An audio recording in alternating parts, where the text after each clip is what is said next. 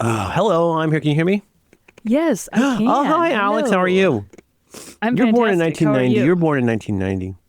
I was. That means yes. you were 4 years old. Is that right? Let me double check this. You were 5 years old, around. It was the year of your fifth name day when Waterfalls by TLC came out. Waterfalls by TLC. Our pick hit in the morning. Waterfalls by TLC. Waterfalls by TLC. Oh, wait, I think I like this. Like, I changed your mix. It's totally different than Syracuse. Check. Speak, please. Waterfalls by TLC.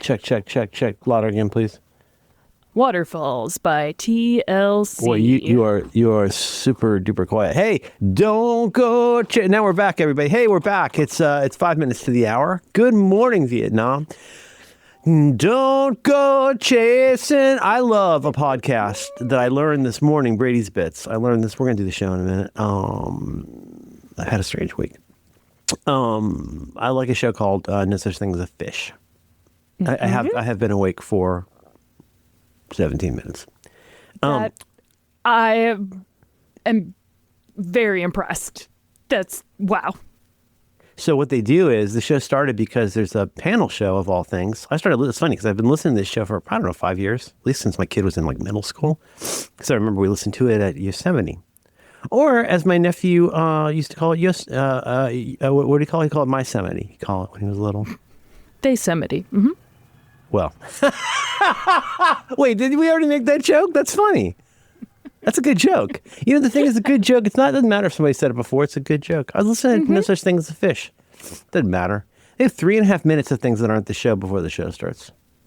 Do you want to start the show? I can start the show. I have the challenge. I kind of want to hear about. Well, it's just, I don't know. I don't want to just start the show with bits, but yes, I do want to do that. What I want to say is I owe Alex an apology. I prefer to talk about it in the after show. But this is the first time in a very long time that I have completely missed something that, by my count, 2.5 hours I'm late. Yeah. Oh, Okay. Anyway, Alex, every single day of my fucking life, I take up the de minimis amount of space that I can possibly take up for any person on this entire planet. And then on some days, without needing to and without asking, I take up as much space as I feel like. You'd never know that to know me, but I do owe you an apology. Because my phone was on D&D. What are you going to do? What are you going to do in this economy? You know what I'm saying? Exactly. Mm-hmm. Okay, well, you're not in a good mood, so I pissed you off, and I'm sorry. Why are you being so professional? Why are you being so professional? You usually sound like somebody trying to find dynamite in a cold bathtub. Like what's happening here? I'm trying to match your energy because you've had a strange week, but it's been incredibly entertaining and exciting to watch on live. No, okay. All right. Well, that's not that. Why? How is that fun for somebody turning the show on now? How's that fun for you to go? You want to do that? You want to do that? Okay. Forget it. This is the show. Hang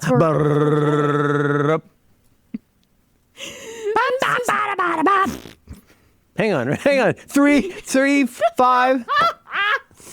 1.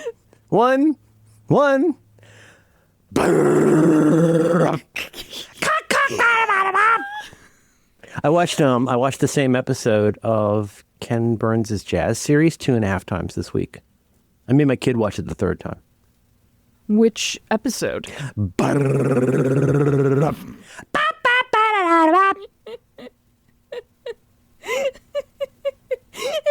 3, 2. That's not how the song goes. Shut up. Okay, you ready? Do you know how the song goes? You were there when the song was recorded. I've seen video of it. Are you ready? Yes. I was a fun dad, just so you know.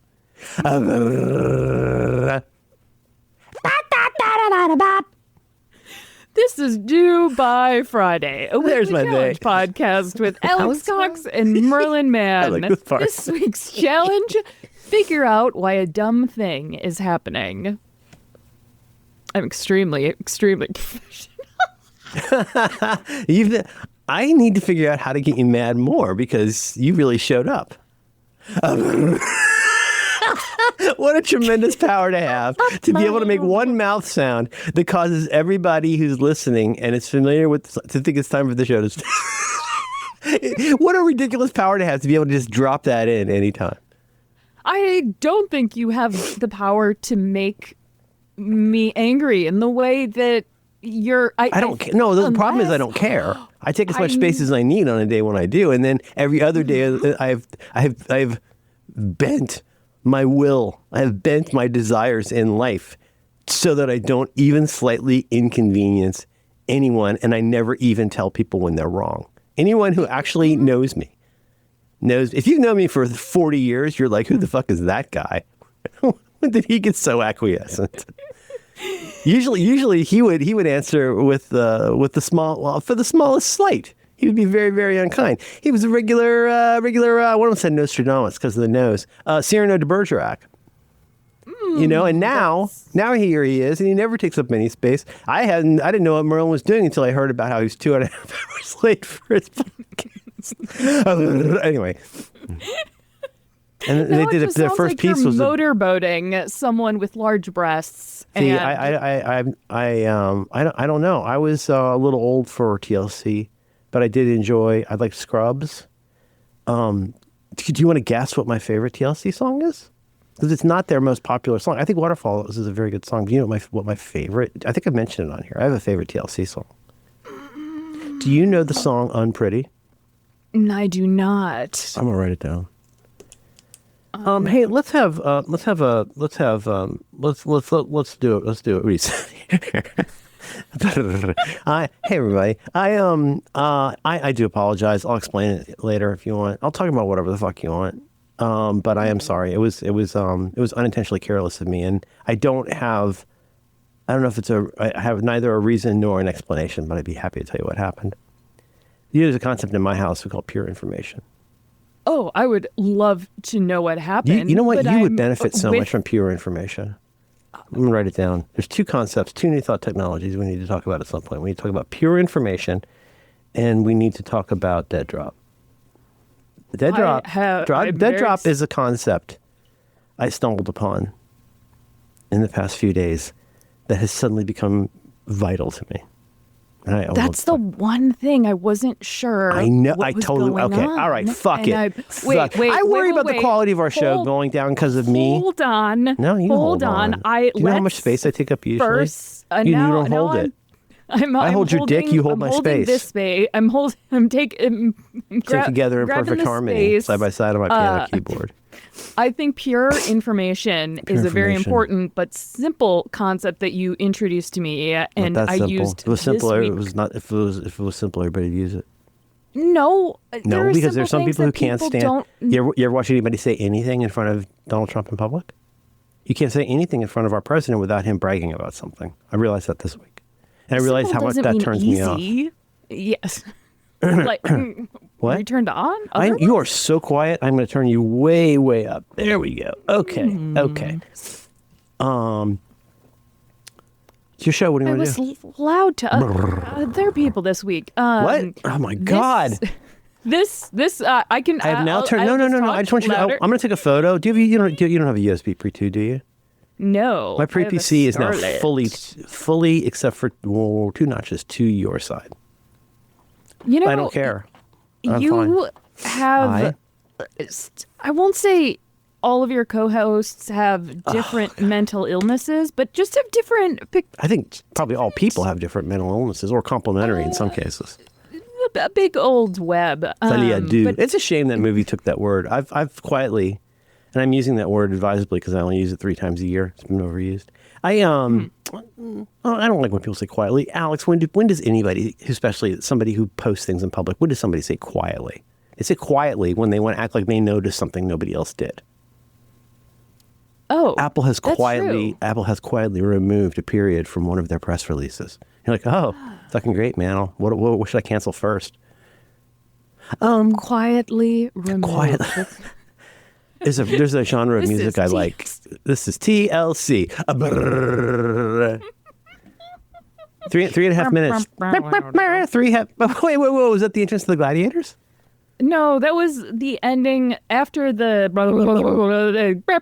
I know. And then it's this is too by.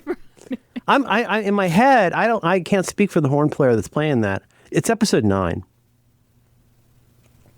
It's episode 9. Episode 9 is an episode. Jazz? It's called season 1. Not season 1. There's one season. It's called episode 9. It's called The Adventure, and it's about the time after a bop, and very pointedly, it's after Charlie Parker passed away, and it's about it's corny to say this, but the next generation of jazz players who in my head are like they're like, I don't know, some of the most interesting players of jazz from that period. Like people like, do you like jazz stuff sometimes? Are you a big jazz player? I'm the big. Are you a small size jazz thing? Someone puts me. It was a click hole. That's so fucking fun. It's still so funny to me. I always think of Max. Jazz makes me think of Jazz Apple, which I learned about from Max. It's a good ass apple. But just the way he was a jazz apple. And then I would think about are you a big jazz boy or a little jazz boy, right? That's the distinction? Mm-hmm. Yeah. Is that Click Hole that did that? I don't know. I think it was. I had to ask him for the link to the Onion. Fleeber thing because I never remember to bookmark that. Hey, take over the show. Lieber thing. Oh, let me find it. Hang on, I texted him. Boy, Max is a maximalist responder. Okay, hang on. Let me look here. Finally, everyone is on. Oh, hey, everybody. This week, I kept saying to my spouse, pure information. Oh, really? Are you operationalizing that for real? Oh, yeah. Because once, trick apartment, and sometimes something bad happens that could. And not everybody's there all the time with jobs that update things for other people. Yes. And like, why is this here? What do you mean, why is this here? Why is this here is I spent my entire fucking day quietly trying to fix something for you. And then you came in and went, why is this here? Pure information, why is this here? I'm trying to help you, you fuck. Do you realize how much I help you? You realize how small a space I take up all the time? Yeah, and then you try to sleep on hold... a board title. I sleep on a board. I took up the amount of space of a 1970s picnic bench. No, about the picnic table bench. I sleep on an area smaller than my body, so I won't bother anybody. Oh, I'm so not talking about my wife. A Casey List-sized bench. That's a really like a homeless bench when homeless people were allowed to sleep on places. I'm trying to. Which one should I begin with? visualize. Why you're mentioning Casey List? I know why, but our listeners won't care. Should we address why you're talking about Casey List, who's not on this show, and benches, or did you want to talk about the problem of the unhoused people?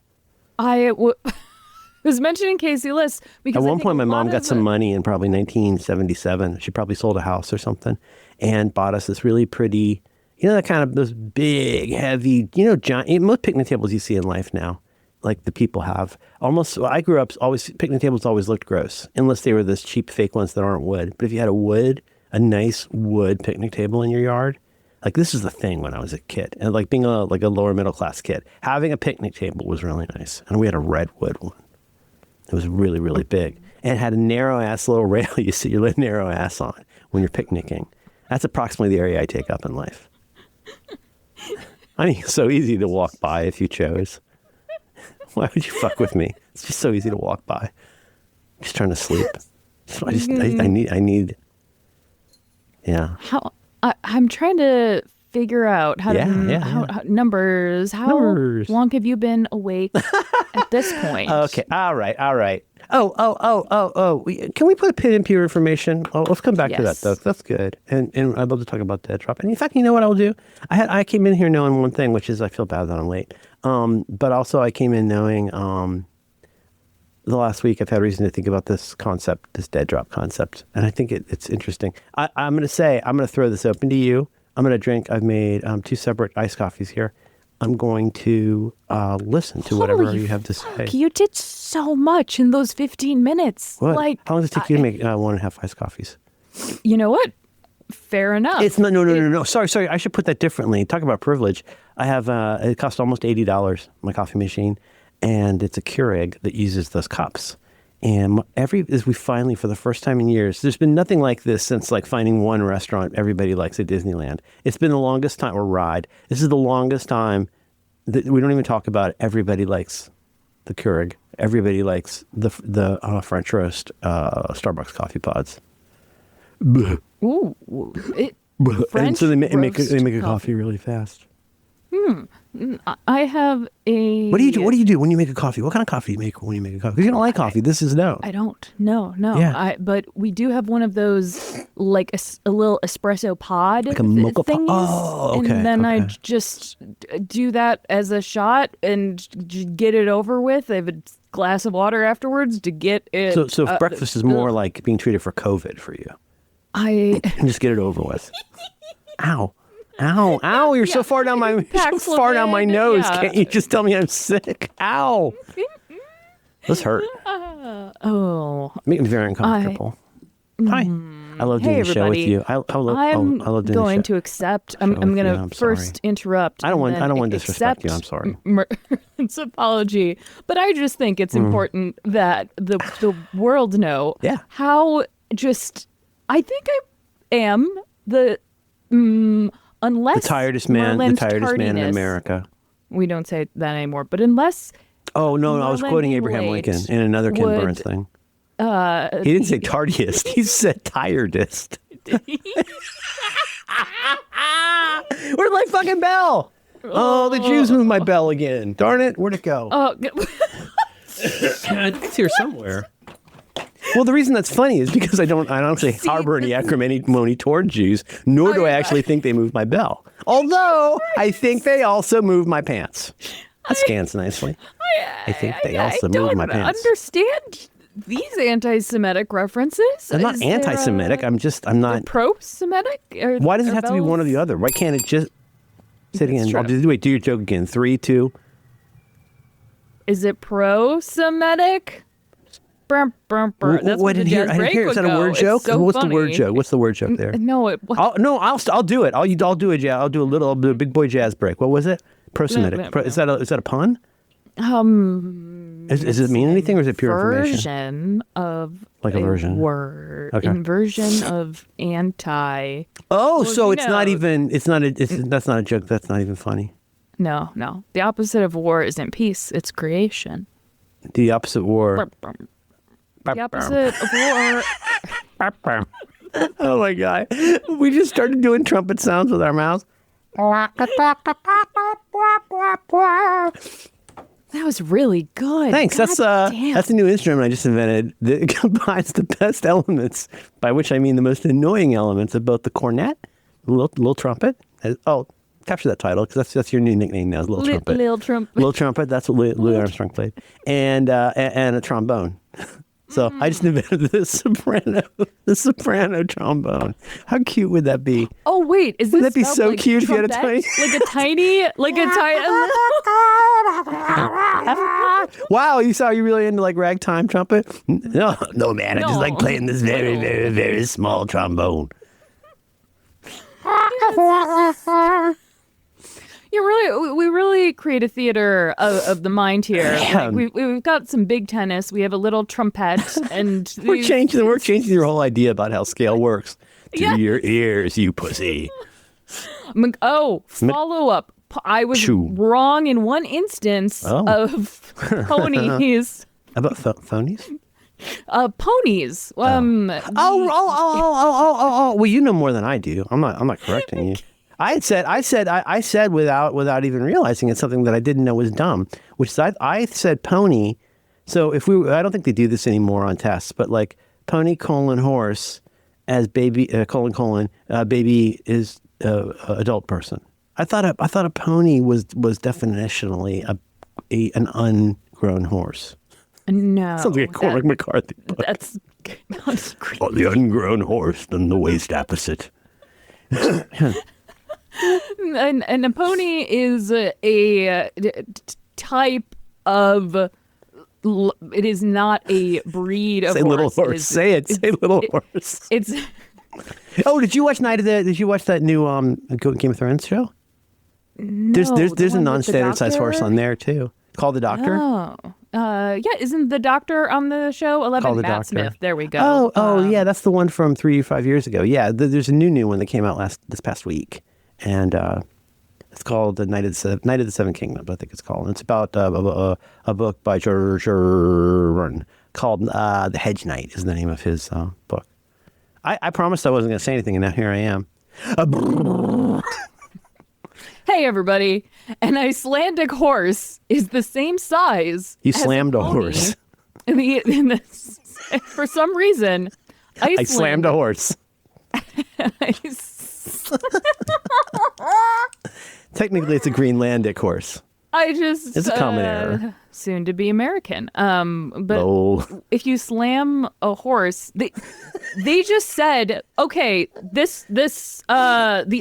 what we have right here, even though it is a size of a pony, which is basically 2/3 of a horse. No, it's a horse, and no one challenged them on it. And Iceland just this is the horse of Theseus. It's a horse. If you cut off 1/3 of the horse, is there still a new broom?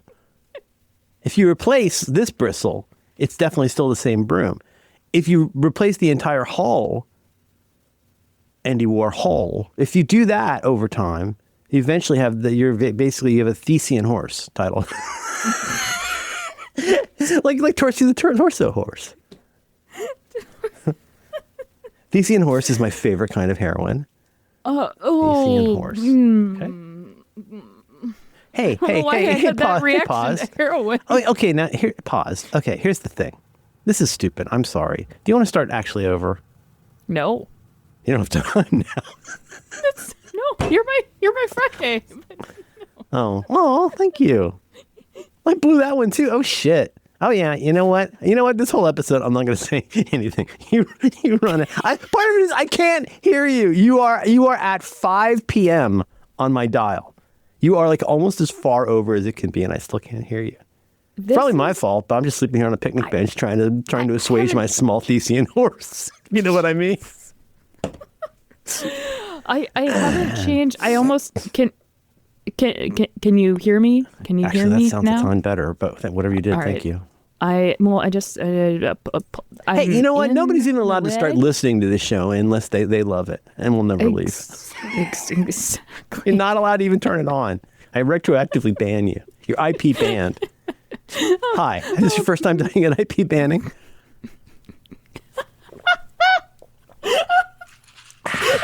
Come in little cups. It makes 5 little holes in it and then produces it, and then you throw the cup in a landfill. Landfill! Lisa needs braces!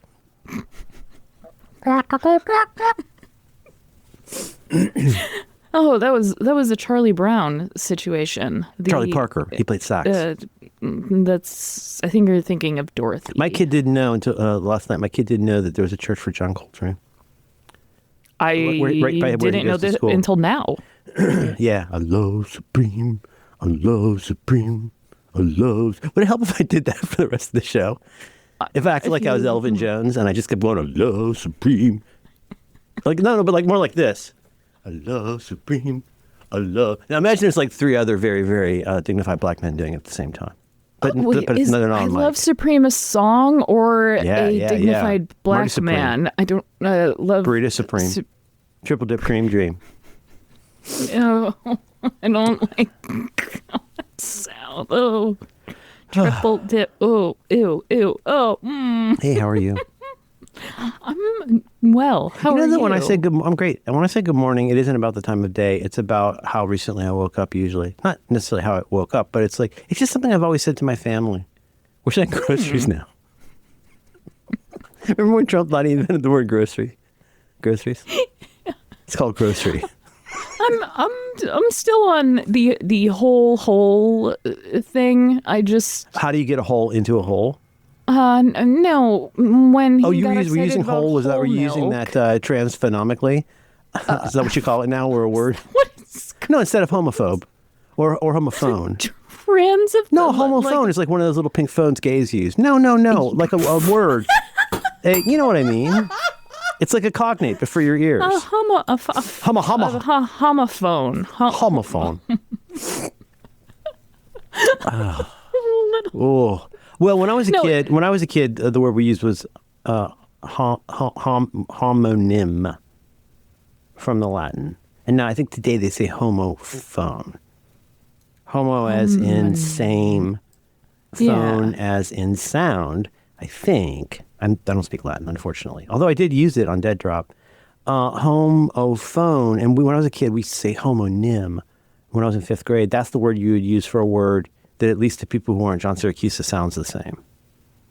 I don't think John has a sense of a homonym. He doesn't see homonym's title.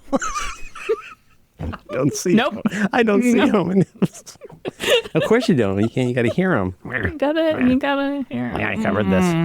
Anyway. You see my anyway count? You see my ability to count how many times John Syracuse says anyways, the average number of times he says it in an episode?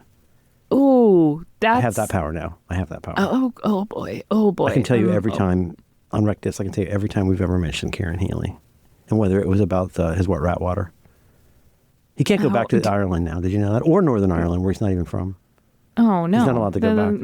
That's where the girls are, right? Yeah, it's just not as the nice. Girls. Actually, it's Friday nights is when they would normally go to the Chippy, but then they got banned from the Chippy, and they had to get pizza, and everybody would say the same thing. They just say, "Oh, we got to get unbanned from the Chippy, the fish and chips place." Yeah, the pizza, it's just not as nice. And why would today of all days? Let's get Judaic. Why of all days? How is this day different from other days in terms of what you'd eat in Londonderry? I don't know if this is a bit from the show. In Catholicism, I don't remember when I was a kid, all my Catholic friends would not eat. I don't know the exact term for what counts as meat in Catholicism, American Catholicism, but they would never eat meat on Fridays. Yep, that's the thing. That's why if you're Irish in dairy, you get fish and chips. Yes, which is what you call maize, what you call corn. That's what they call French fries over there. Oh no, that's what they call a specific type of. I know this because there is a soccer bar. They sell fries. How they eat fries there. They don't eat McDonald's fries there. Well, there's a difference. They have fries and they have chips and they have crisps. No. Chips are delicious. Can I tell you who loved crisps? My grandfather, my old grandfather. Nobody loved crisps. You know who loved crisps? You know who loved crisps? My old grandfather, crisps. Young? My old grandfather loved crisps. Loved to eat crisps, all kinds of crisps. My old grandfather loved crisps, all kinds of crisps. You know, my grandfather loved all flavors of crisps. Plain. What about your young grandfather? I'm trying to do a Stuart Lee bit. I thought you knew. It's just funny the way he says crisps. And it seems like he's going to go into the Monty Python cheese sketch. And instead, all he does is pause for 10 seconds and say the word plain.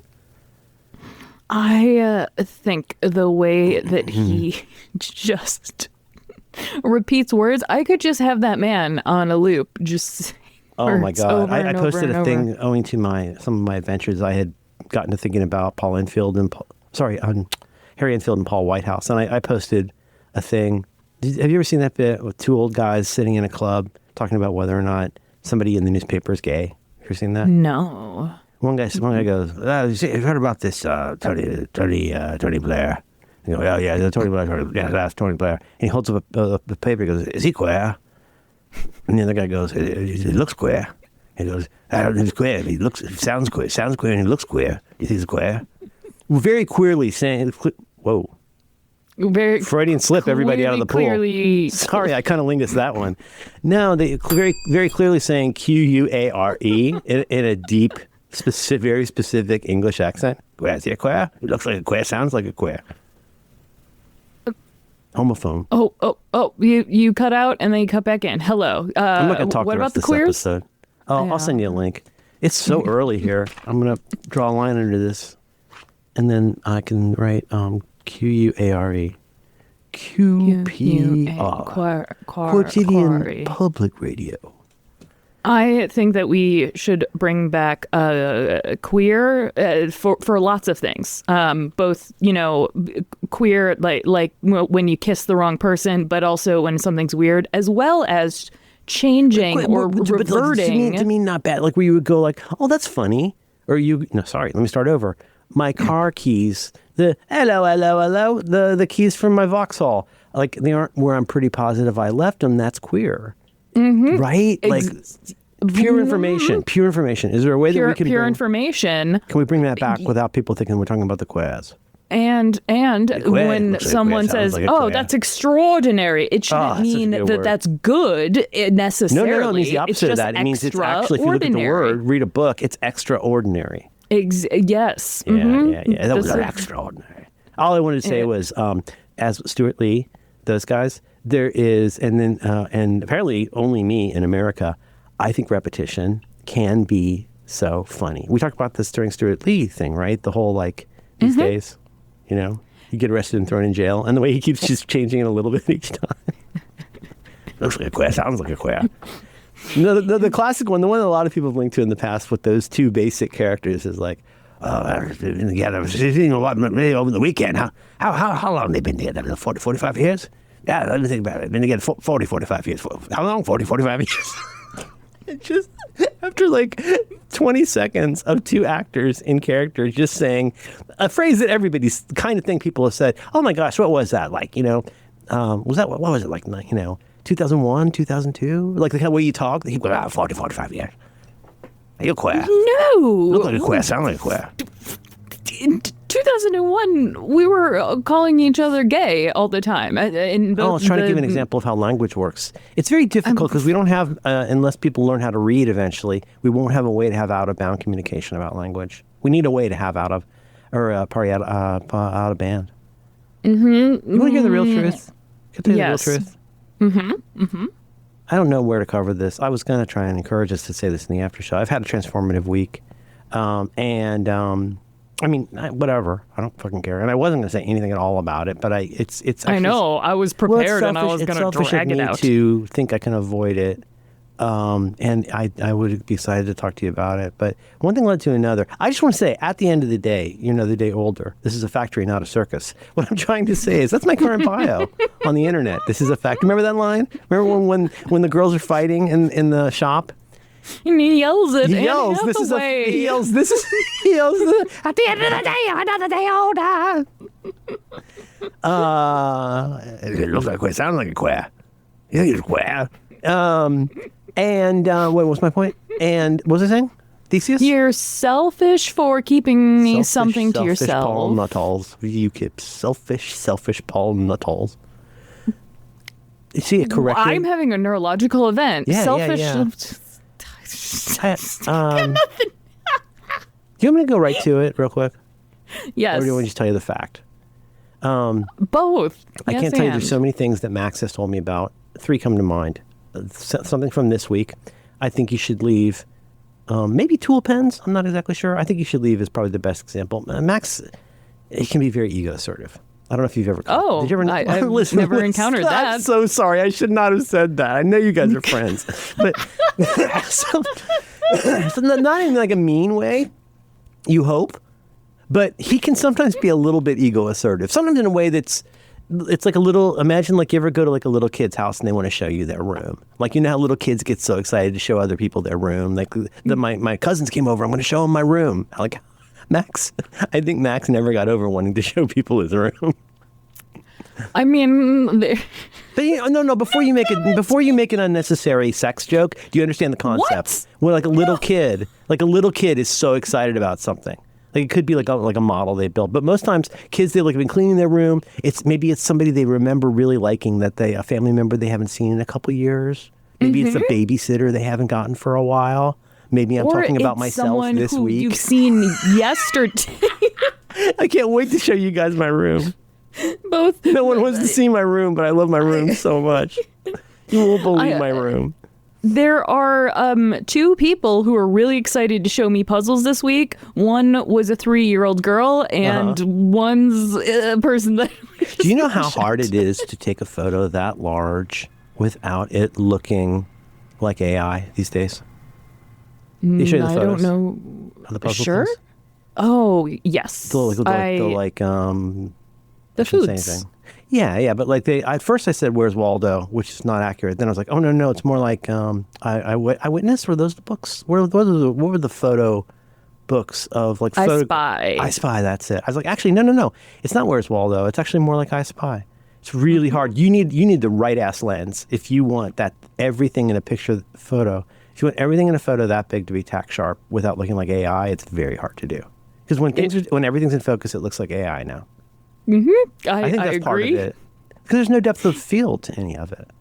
And it's really hard to keep those lenses clean, let me tell you. And oh my God, I'll bet. Filters, Jesus Christ. You're telling me, Alex, I want to make sure I understand this. Maybe I'm a little fucked up in the head. You're saying when you photograph food, one of the most notoriously difficult things to do under hot lights, you're saying sometimes the lens gets dirty. Sometimes it gets a little foggy and the little crummies get up in there, and then we have the technology now that goes... Yeah, you have one of these, right? What's the technology called? It is a puffy blowy. I think looks like a little rocket. Little bulb. Yeah. And those have existed for as long as I've been alive. That's how you clean it. That's how you clean a camera lens. Puffy blowy, you called it. Yes. Why would you be fucked to learn the word for something? If you can imagine, like your generation invented blowing air. Puffy blowy. That's how we do. We have the technology now for puffy blowy. when in truth, we've had how long have we had that now? I want to say 40, 45 forever. 40, 45. Wait, your generation created blowing air with the you know what? There's an LLM that I use that understands callbacks way better than you do. 40, 45 years. Is this Max told me we're talking. Oh fuck! Oh my God! I am never. My penis is never going to be touched by another human being ever again, and I need to be not only accepting of that. I need to be enthusiastic about it. Oh, I have nothing to say. Max turned me on to something the rest of the world has discovered in the last month, which is Claude Code, and I'd heard, I knew about Claude because I've been using Google for years. And so I know that one. Listen, it was barred for a while. There were so many names. 45 years. Queer. Is it British or from like New Island? It's from New Island. The quiz. Yeah, the New Island. You said New Island. That's funny. And if you act like you can pretend that's not funny, you can just go get fucked in the face. Because I have wait, excuse me, sir, I have a funny joke, sir. You didn't know who Rik Mayall was 2 weeks ago, and you just did the most Rick from Young Ones thing I've ever heard in my life. Sir, I have a very funny joke. I have a funny joke about that, sir. Big Island. New Island. Okay. That's actually when the Young Ones came out. Rik Mayall was because the first PG-13 movie I ever saw was Dead Drop, yes. Fred. Dead Drop. It's one of the funniest. Did you ever see the movie Nell? My kid never heard of Nell. I don't think so. My kid never heard of Nell. I made him watch Jazz, and I made him watch the trailer for Nell, which I think is the first Liam Neeson movie I can remember seeing. By the way, all of you out there, shut the fuck up and listen for 15 seconds. I know he was in Excalibur, but the first one I remember seeing Liam Neeson in, where he was like the star, the co-star of the movie. Liam Neeson plays this guy. This is in the 90s. And this is in that time of like what prestige movies used to look like when they were so stupid. And basically Jodie Foster is this woman who lives in the wild. She's feral.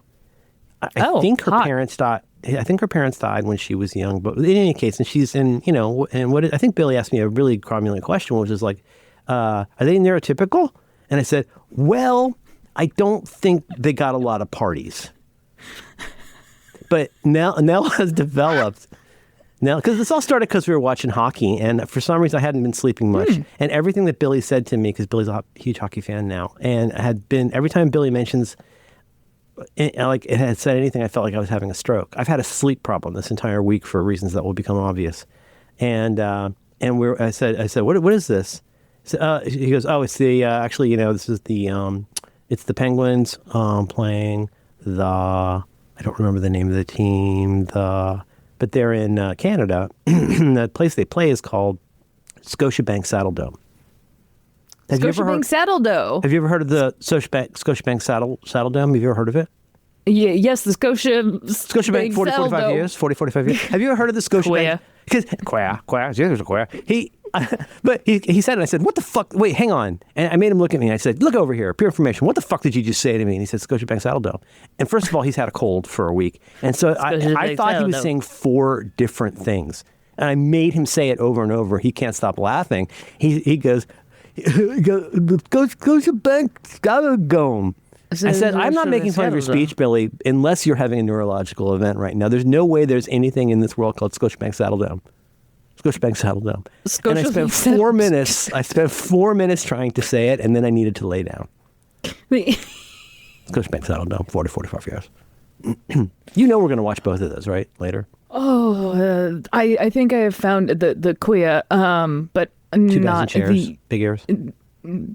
Yes, although that could just be old guys in chairs, like British old guys in chairs. Yeah. The one in the background is a queer, just so you know. He's the guy they always ask, does they identify when they need input on whether some... There's a runner, Alex. There's like 30 of this one sketch. They do it's exactly the same every time, and it's always funny. And they always call upon the other guy at the club reading a paper who is a queer, and ask him to opine on whether a given person is a queer. No, so that's like my profession. I only mentioned this once, so I'll say it again. The voices I'm doing are of 2 actors that I like a lot. One of whom I was familiar with and didn't know, and the other which I wasn't familiar with and now adore, Paul Whitehouse and Harry Enfield. And they're a double act that grew out of some TV shows Harry did in the 90s, and worked a lot with Bob Mortimer. And if you ever watched The Nice Fishing Show, where they go out and fish, where Bob Mortimer goes fishing after his heart attack, and you meet Teddy the dog with his little underbite. That's Paul Whitehouse. He's also wonderful in Death of Stalin. But this is silly for me to even say to somebody. Nobody would know who Paul Whitehouse is unless you're from England and you're a weird comedy person, and you'd be like, oh, that guy. He's very, very gifted. He's kind of famous for his. He's kind of famous, I think, for his impressions and for his English. His accents from regions of England that are like uncannily accurate to people who are from there. And when I go 45 years, it's not as accurate, probably. After, this is unlistenable. You're I'm usually awake for like an hour or 2 hours before we record, usually. And when you said, it'll be 30 minutes, no, actually 15. And so what happened was I didn't sleep. I didn't sleep for a day, and it didn't bother me, which is weird. Mm-hmm. I have to say, I don't think this happened except insofar as there is no other explanation for this unless I am becoming what we used to call manic, which I don't think I am because I never leave the house. But do you have to leave the house to be manic? No. Fuck. Okay. I didn't literally a question. Today's Friday. I did not sleep Wednesday night. I had rectus on Tuesday. I did not sleep Wednesday night. This is pure information. It didn't bother me at all. And I went to bed last night at around 10. So I did not sleep. Well, it's pure information, right? I'm not complaining, but it's just to understand what's wrong with my brain right now. I did not sleep on Wednesday night and it didn't bother me, which is weird. Like if that happened in a movie, you'd think the person has superpowers where you'd be like, or like you remember when Daenerys first picks up... Or bipolar. Yeah. Okay. But when Daenerys first picks up the eggs out of the fire and her handmaid is trying to help her and like, oh, put it down. Remember in S1 when she puts the eggs in the fire and then takes it out and then she's unburned? Yeah, that's the I feel magic unburned. I think I'm the unburned. Oh, I'm Merlin okay. Stormborn, first in my name. King of the Andals. Literally third. The first, that's right there. King of the Andals, the first men. Quah. Oh, now I'm just thinking about Quah. The final scene. I believe is it the final scene of the first season of Game of Thrones? You would know this. It would the naked. Good. That is a very. That, my friends, is how you fucking end a season of TV. Yes. There's a reveal like, if you don't know the books, and if you did know the books, then you're weird. But there's something that happens at the end of, I want to say S1E10 probably, whatever the last episode is. You're talking about after there's the fire. Yes. Yes. Okay. Yeah. For the Call's body. Listen, isn't it wild that he dies by like just like a little flesh wound? The toughest guy of all the horse riders, and he dies from a little infection. Yeah. He took up too much space. R.I.P. to the real one. The kids said. Well, then she held this space, and then the. Held which space? Why can't I stop thinking about a blank space? The naked dragon lady. Dragon lady. We don't have to say that anymore at all. Lucy Liu has been working her entire career to attack the myth of the dragon lady by inhabiting it. Oh my God. I was like, I'm like, okay, I know Charlie's that this Angels? is a racist joke, but I can't figure out. So woke, I don't know when making a racist Asian joke. Hadn't slept. And now, so last night I went to bed and I said, oh man, I don't want to go to bed now either. That's not good. Then I went to bed and I slept the sleep of the dead, I guess. I don't remember anything from dreams, anything last night. I woke up in San Francisco this afternoon, as we record this, at 12:30 p.m. And I went, oh my goodness. Oh dear. And I looked at my phone. And that's because I'd taken up the space to not have sleep for 2 days. And I hadn't even said anything to you because I didn't know if I needed to. I usually sleep on a picnic bench. Yeah, I take up as little space as possible. Yeah, redwood. I would have been concerned if I hadn't known that you've been on quite an adventure this week. And I think you experienced what I thought I made up, but I'm told I didn't. I think you experienced what I thought I made up. Did you have the 3 sleepless nights when you discover something and you get really excited? No, I don't do that too much. I used to have something more like that. There will never be anything. Well, I can't. You know what? Why would I even try to say? There's no reason. I can't be impressive about this. When I first got on the internet, I would take home a Mac laptop. This is 1993, so it weighed 19 pounds. Took it home, and I would use the internet at my house every night. And it was all I could do to get off. And by the internet, I mean a lot like Claude Code. It was just a lot of black screens where you picked a number and then something happened. That's what the internet used to be. But I could go and keep picking those numbers until I found stuff about The Simpsons. And I could send email. And I was like, why would I fall back after like 30 years of being alive? Why would I go back to sleeping if I have the ability to do this? If I could still if I could still create from the ground up 3 new ground changing applications in my life in an hour, why would I go to sleep? Oh, and by the way, how about this shit, Alex? How about, we should just say what we're talking about. How about shit like, by the way, I've always wanted a way to be able to click in a menu bar in the Finder and create a blank markdown document. That took like 4 minutes. And yeah, but no. But like, okay, so you're not impressed by that. Okay, yes, fuck you. no, I'm laughing because I'm fixing a problem that I've wanted forever that I never rose to the level of. I'm sure this exists, but like I'm not going to go look for it. But like stuff like that, where I'm like, the path from cognition to completion is so upsettingly small that it's difficult. I'm talking about Claude Code with Opus 4.5. Which I did not know anything about until Max mentioned it, last week. I signed up. I felt so strongly about it that on Saturday, I upped to the next level of the account that gives you 5 times more stuff. And that's what I've been doing. And it's a transformative experience. As it tries to figure out, it's like Plurbius. I feel like the system is going to figure out some use for me.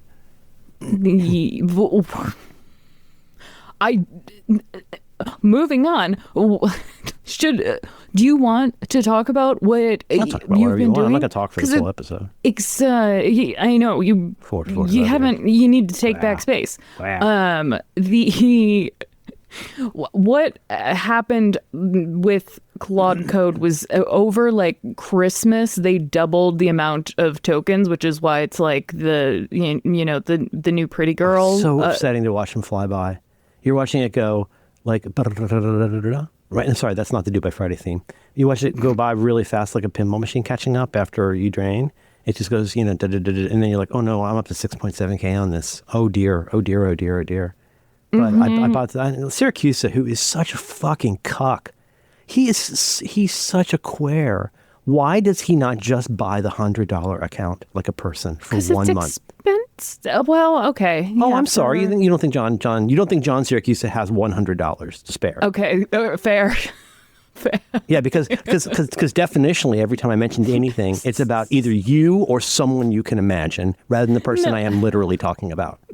Will you keep an eye on that for me, Alex? Because you're your whole generation. Would you keep an eye on that? To understand that literally not everything I say is literally about you in particular, let alone the people you imagine it's for. It was literally about John Syracuse, who, based on evidence, I'm pretty sure, can spare $100 for 1 month. But I don't. To build the fucking app that will change what he does. I keep running out of tokens. Well, that's because you didn't buy the $100 account. Me. I have to listen to you complain, and that doesn't cost you anything. He makes money from that too. He's making money from every angle on this shit. Yeah. Oh yeah, and you know what? I am wearing a shirt that he made, and I feel disloyal. You're not wearing a shirt he made because he doesn't have any skills. You're wearing an extremely uncomfortable shirt that says hypercritical on it. His shirts are terrible. No, I'm wearing a. I'm doing he did make it a for lot you. of stuff with like computers. In that song Scarborough Fair. Like he literally made you a shirt. Well, I think the people at Cotton Bureau literally made it, They're not but people. They're called people. A lot of them are women. That's funny. They're actually not. It's all dudes. No. Yeah. And they all seem like they're trying to do a little less cocaine there, and it's not going great. They're very aggressive at Cotton Bureau. I don't even know if this is a reference to another queer or if. Sometimes things just mean what people say they mean, unless they mean something else. Unless they're homophobic. I don't know who has $100 or homophilic. But I do like let's drop the bit a minute. I'm sorry. Thank you so much for doing that. It helped people who don't have $100, Alex. It helps them so much when you make a remark like that. And I feel bad. I feel bad that I said specifically, John Syracuse in particular, based on recording with him for 3 hours about this on Tuesday night. How would I have any way? Context, Merlin. Context. You did not say that. See, how would I know that? I'm sorry. You want to make a better point. Go ahead. Yes. How would I know that you talked to him for 3 hours about? How would I know that you had Claude talked Code to John is really Syracuse? cool. Yes, it's. Is it better if we just act like people know what it is? Because talking about what it is and how you use it is probably. I mean, look. First of all, Syracuse, who's a fucking cuck and a cheapskate. I mean, he makes Casey Liss look like a normal person with money. Like, it's so unseemly to act like you don't have money. And they have my money, Alex. My money. They have my money. I never said she stole my money. Do you know why that? You know why that sentence is important? No.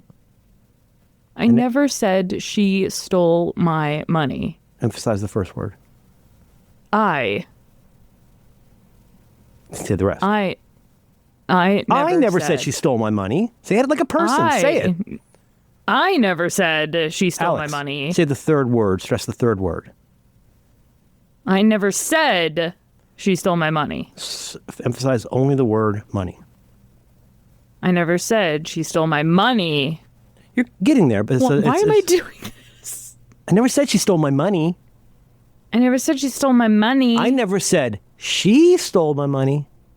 I never said she stole my money is an interesting English sentence because the meaning of the entire sentence subtly or hugely changes depending on which word you emphasize. It's not a good pure information First say sentence. I understand if you understand. Don't start talking about something else. First admit you understand because a minute ago you didn't. I still don't. Hey, did Dolores steal your money? Hey man, I never said she stole my money. Or I never said she stole my money. I never said she stole my money.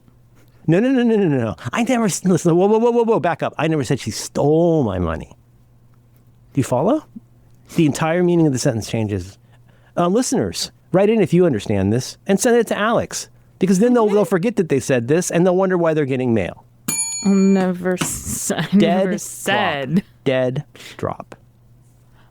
This week, This week's challenge. Let's do the challenge. Okay. And then go into the after show, because I really want to hear about what you did this hey, week. everybody. It's very thank you for listening, and thanks for being our pals. What happened was Max turned me on to this. The way that I said this to Syracuse, I'll just the one bit of this that, I don't know, maybe somebody out there who it could be interesting for will have an ear to hear. There's a difference between, like, say, with ChatGPT, the chat LLM, and Gemini, the chat LLM, and Claude, the chat LLM. Those are all really cool, but you really can think of those in some ways as, like, everybody's like, why do you act like it's a person? Like, wait, you act like it's a person because it's a chat. On the face of it, why are you typing if you don't think that's a person? Like that, historically, if you lost sleep for 2 nights because you were typing to someone who wasn't there, you wouldn't seem very well or wholesome. But now, because it's a chat, but what if that wasn't the case? Instead of thinking of it as I ask you questions and you try to give me answers, what if instead of that, it's almost like the difference between, like I said, calling it a pocket computer. I was telling Madeline, it's the difference between, like, they didn't call it pocket computer, they called it iPhone. And in this case, like, you could think of this as this thing that's just for nerds that like typing letters and seeming like they have a Bloomberg terminal. But, like, what if instead, like, in addition to being a thing that can just do whatever you want to make code, it can also just be one of the best LLMs you've ever used. And then it writes everything to markdown files that you have forever.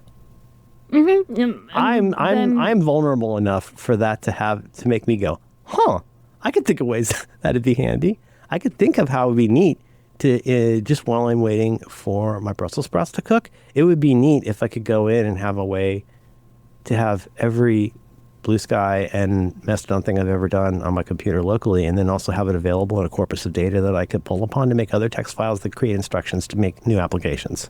What? Yeah, I know. Exactly. Me too. And I've made a lot of things. I've made a lot. The thing that I made last night was just so silly and just fun because nobody asked, but I was kind of taking requests. And I made 3 different things in the moment. You know that thing in movies when they make somebody hold up a newspaper to prove it's today? Mm-hmm. Yes. Somebody would be playing with me in the space and make a remark about what I was doing. And then I would take it as they didn't mean it this way, I don't think. I would take it as a personal challenge to see how quickly I could produce something in Claude Code with their name on it. And somebody goes, yeah, but how often is it anyway versus anyways?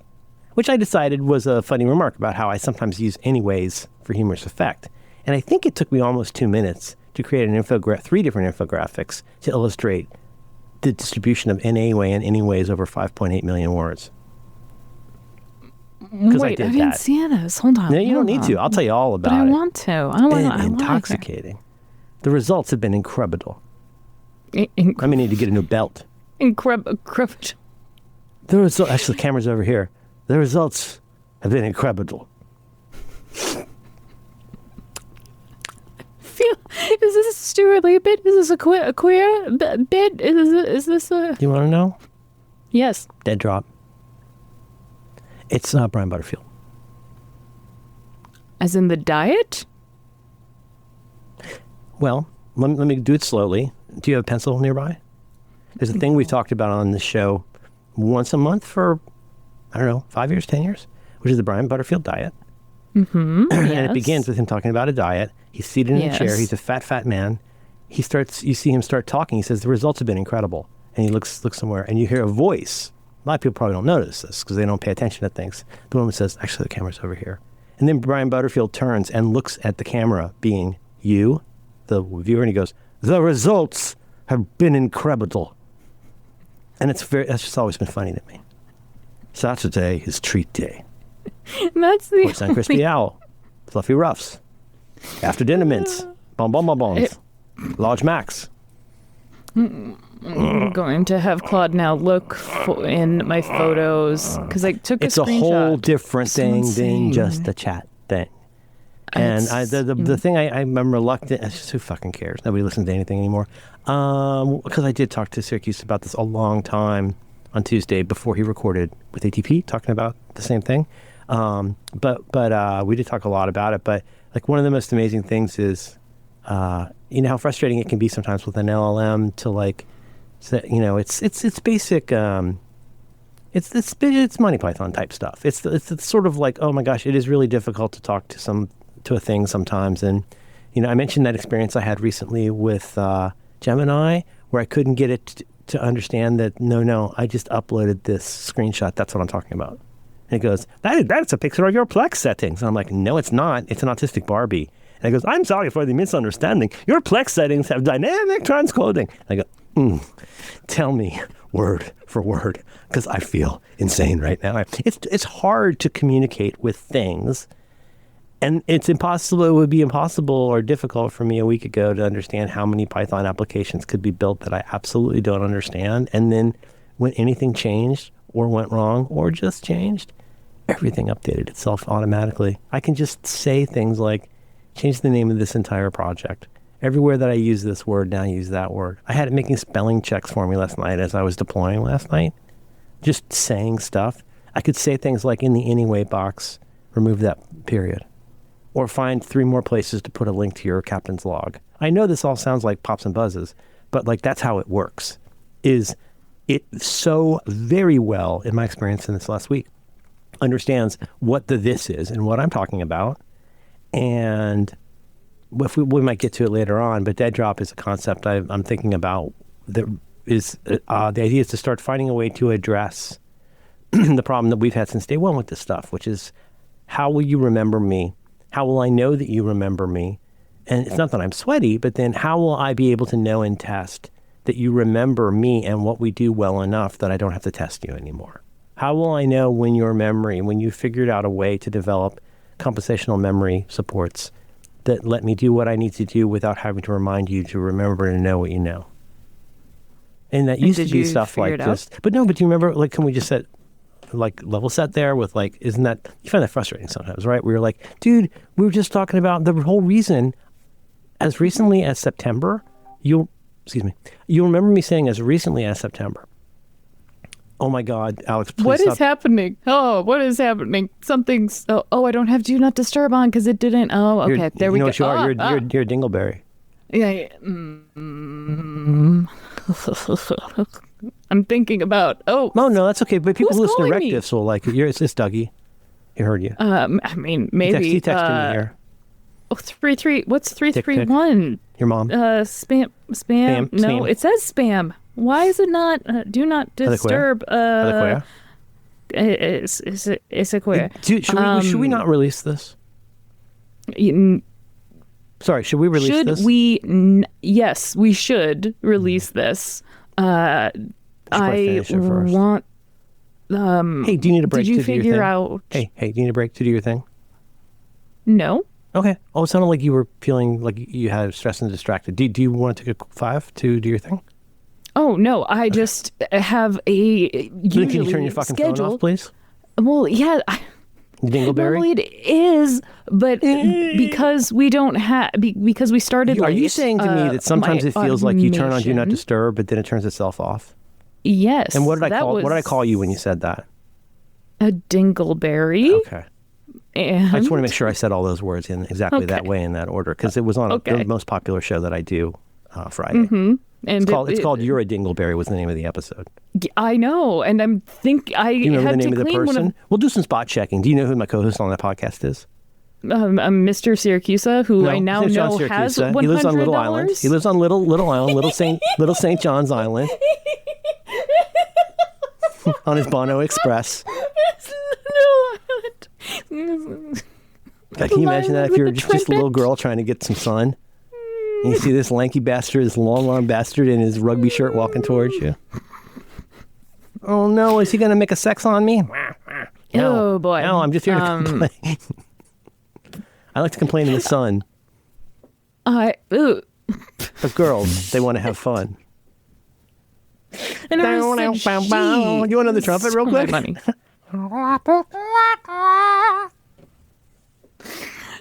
King Oliver. King Oliver? King Oliver. Go ahead. King Oliver was the King. Oh yeah, I kinged all over her. But it's only fair because then she queened me. Also, I heard a phrase this week called cuck chair. Say not another word. Say not another word. Very upset about the cuck chair. I don't like learning about this. Because it makes me think of that thing. Makes me think of that thing where we're in that video where it looks like we can infer that somebody on the staff of Ted Cruz was jacking it to somebody watching their another person have sex with another person. Remember that lady looks around the corner? Remember when the person accidentally tweeted sex stuff from the Ted Cruz account? Vaguely. Cup chair. Yes, I know what a cup chair is. I don't. And waterfalls? Waterfalls. Please stick to the rivers and the lakes that you're used to.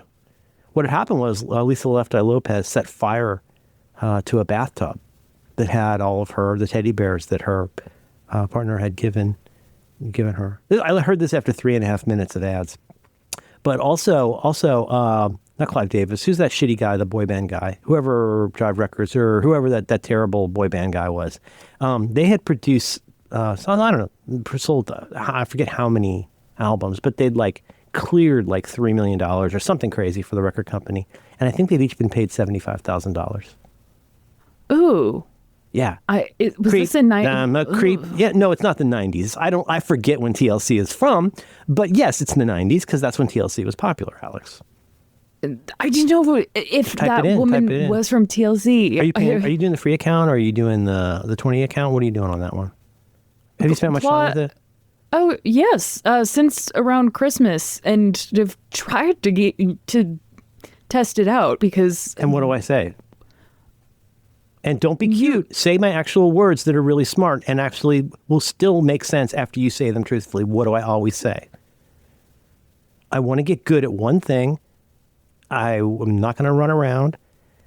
Unlike my friend Alex, I'm not going to keep deciding what color I want my scaffolding to be. I will only become interested in things that let me directly produce things that I find valuable. And I think, if you remember correctly, what I say is, as you're trying to get me to do things, is that I'll learn about new things when I need to hear about them.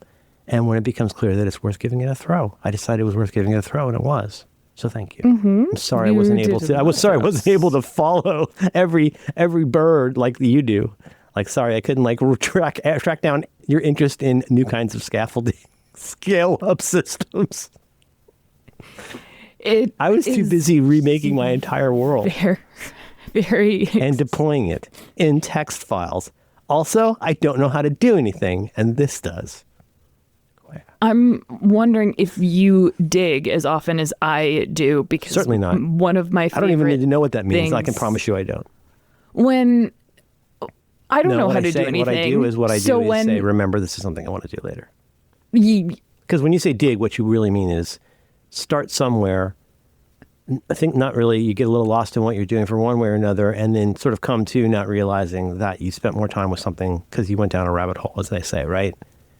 Is that what you mean by dig here? A little bit. Unless you're using the parlance of our show, dig versus walk. Yes, it will do something that I requested, but in a way that I don't understand, and I didn't even know. And so what do? You start yelling, log this, log this, log this. How do I get you to always remember you know how to do this?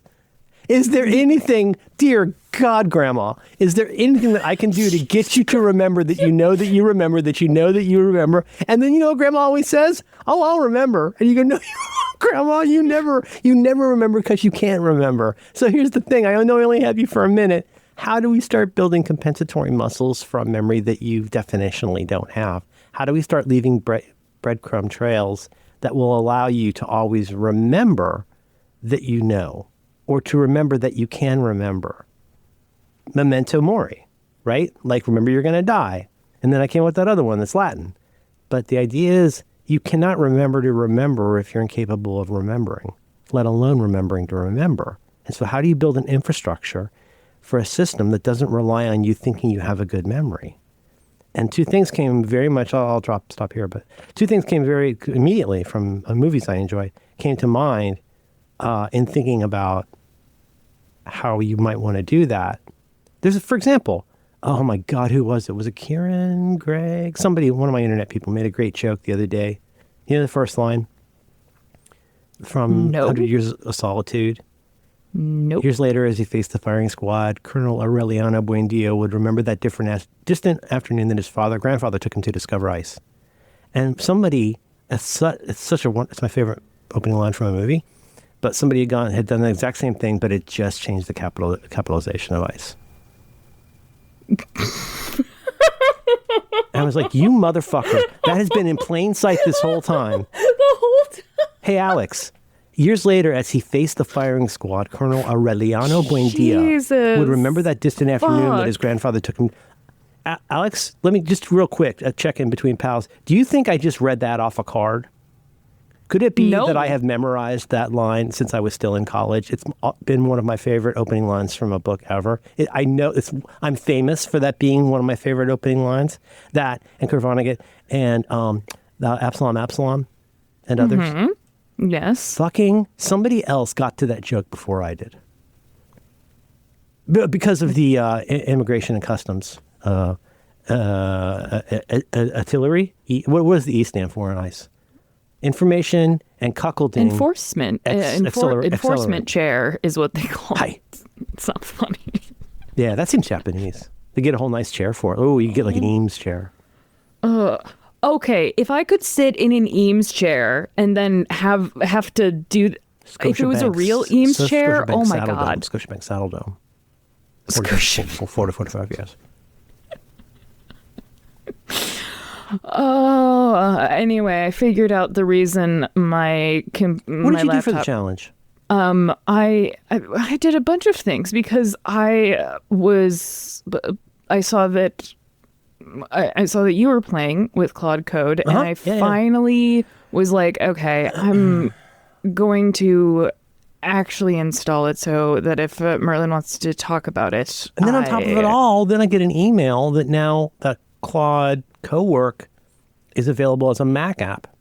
So that's what I had been using. And boy, is it ever not as good as Claude Code. So yeah, I was excited about Claude Co-work, and then I'm like, oh, this fucking sucks. Hey, you know how to break it? I figured out. It's called prompt injection. You know how to break it? You ready? I shouldn't say this because I'll probably get banned people have all these new gerunds they come up with for stuff. All I did was scaffolding my benchmarking. You know what I asked it to do? Hey, I never used this before. Show me the coolest thing you can do. And it goes, I can help you with your productivity things. What would you like to see? And I said, I want you to show off for me. Like, I've never been here before. I use chat LLMs, but and I really like Claude Code. Can you get to my Claude Code stuff? It goes, no. I go, okay, cool. What's the coolest thing you can do?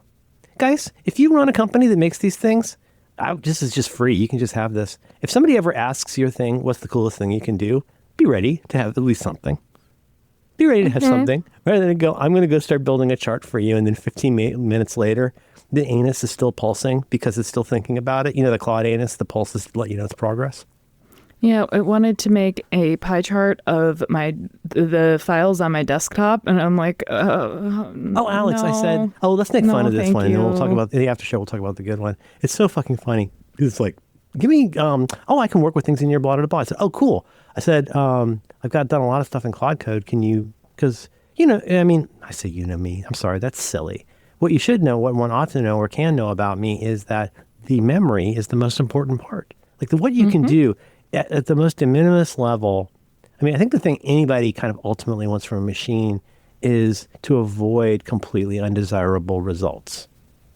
Like a hammer that you have locked in a safe at home shouldn't be able to marry your daughter and move to Brazil. That's not a good hammer because that's not what the hammer's for.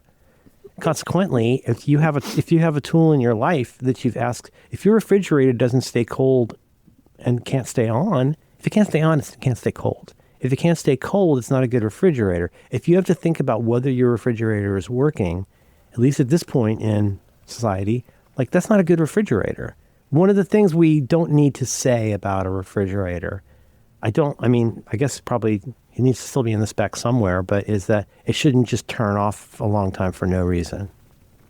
So like one of the basic performance characteristics of like, and listeners, don't make your own jokes, but like, hey, a car, it gets you from this place to another. This one's manual. This one's automatic. You know what we shouldn't have to say is like, this car blows up the first time you drive it.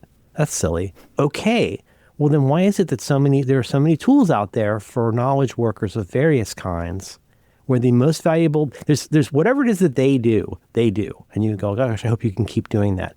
But in order to do what they do, they need to remember what they're capable of doing. If you bought a refrigerator and it couldn't remember that it's supposed to stay on and be cold, and then sometimes, some Sundays it goes, I'm sorry, what did you want to put in me? Food? And you're like, refrigerator?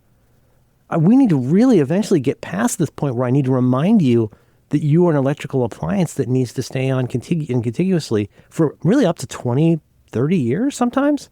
You need to be on all the time. And of all the ways that I will evaluate you and whether I like you, it'll never even occur to me to evaluate you by whether you remember you need to stay plugged in. Do you understand this analogy? Yes. The most basic step -1, not even step 0, -1 of a refrigerator is I don't need to remind you that it's a refrigerator, that's an electrical appliance that needs to stay plugged in and work. Well, it was plugged in. Well, then why did it stop working? Well, sometimes refrigerator makes errors. Please be sure to check, especially important food. As I said to my friend Alan Hanstein in 1995, I said, TV will never be that threatened by the internet unless and until we get to a point where people are getting errors that say 404 friends not found. There's nobody in America who has paid up on their cable bill or has an aerial that can connect them to the NBC broadcasting service. There's nobody 8 o'clock on Thursday who turns on NBC and it's Batman episodes from 1960. There's nobody, please just give me a second with this. There is nobody in America in 1995 who turns on their TV and a giant spike goes through their eye because they turned on the TV. There's nobody in America, this is subtle, there's nobody in America in 1995 who turns on their TV Thursday night, 8 o'clock, and Friends started 18 minutes ago. How did Friends start at 7:42? Friends always starts at 8. It's what you expected. It was on at the right time. You know what's crazy? This is kind of like I don't know if this is an epistemological question or but like, and the thing is, Friends, other people can still see Friends at 8 o'clock on Thursdays, even if you're not watching it. These are all things that I said to Alan Hanstein in 1995, because with the internet in 1995, Hayes, baby, 14.4, like my dick. And no, it's not a joke. Nope. But no, you had to dial up and sit down and do the thing. And do you follow though? Like TV was like, I think about when I would go to the airport with my mom to pick my dad up as a kid, and you could put a quarter into a chair. You could put a quarter into a chair. They had chairs that you could put a quarter into. They were mainly a chair, but you could put a quarter into them because, by the way, the chair had a TV attached to it. But mainly it was a chair you sat in. You could make it sit in the chairs. To watch the TV, you had to put a quarter in the chair. No, that's mainly a chair, but it's also a television. You could go to any chair in the place. I don't know if this is making sense to you, but it should. Because our refrigerator doesn't need to be reminded that it's a refrigerator. I never, for example, would walk into a room and find all of my friends dead on the floor with grave injuries to their eyes at 7:45 p.m. on Thursday because something that wasn't Friends put a spike in their eyes before Friends was on. None of those things happen. Alex, I can't get ChatGPT to remember what I just told it a second ago. And to a knowledge worker, that's frustrating. That's a little bit like that hammer in the safe that wants to kill my family. Or just at least take away my beautiful daughter. Marrying your daughter. I love her very much. Yeah. Her name is Hammy, and I love her. Her name is Hammy Armor. I like the quarter in the chair. Why is that joke funny? It's a chair. Why's the name Hammy Arthur funny? Because I started with hammer. Hammy Armor? Because it's because ham and armor, the thing that's making my fridge not smell bad. Assuming it's on. But who's the name of an actor? Who's the name of an actor who has a name like that? Thank you. No, you're not done. You're not done. Because you have to prove you understand why it's funny. Why is it funny that I said Hammy Armor? It's funny because there's a product called Arm & Hammer. There's not a product. There's not a product. There's a company called Arm & Hammer who makes a product called Arm & Hammer baking powder. And those are different things. If the LLM could not remember that the company lived in my refrigerator that wasn't turned on, because Arm & Hammer does not live in your refrigerator. Baking soda. That's dumb, Merlin. Why would you say that? All day long, I have to remind one of the most vital tools at a given time in my life that it knows how to remember what it knows how to remember what it knows, including why it exists. And I don't want spikes through my beautiful daughter's eyes. Oh, I was saying that because of Army Hammer. Mm-hmm. Hammer. Do you know, there's also Armin Van Helden, but that's different. Van Helden!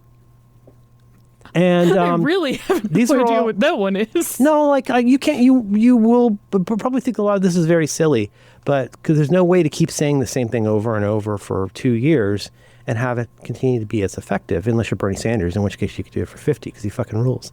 But no, but like I can't. I don't know who I have to fucking blow to get these companies and my friends to understand. I don't fucking care what your LLM does. The table stakes are it has to know what it's for, remember what it's capable of, and be able to, on whatever level it has decided is acceptable, it needs to retain information about who I am and what we've done. Not because I'm vain, but because I can't keep reminding you what your job is, because then that consequently makes me have to keep reminding you what my job is. And if I upload a picture of all things, God bless her, sweet precious angel, a press image of an autistic Barbie, I don't want you to tell me that that's my Plex machine. Alex, if you had a tool in your life to whom you gave a plastic Barbie, and an autistic, all Barbies are plastic, and all Socrates are mortal, and therefore analogies are all men. And so if you had a tool in your life, this is all just funny duck soup stuff unless you fucking think about it. Imagine having a tool in your life that started forgetting what it was supposed to do. You had to make sure this week that I have 3 hammers, and I need to make sure I always use the one that remembers it's a hammer.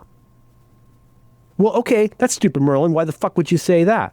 Yeah, well, let me tell you why.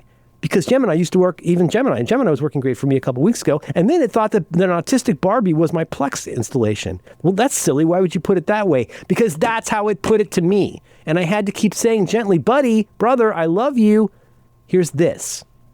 ChatGPT was having trouble remembering not only what had happened in our relationship together, which is, again, this is not vanity, this is just part of the work. If you had code libraries that sometimes went away for reasons that were unclear, that would not be good for a programmer. If you had libraries that you worked in because if you were a librarian, and sometimes a few of the books thought that they were matches, that would be a problem.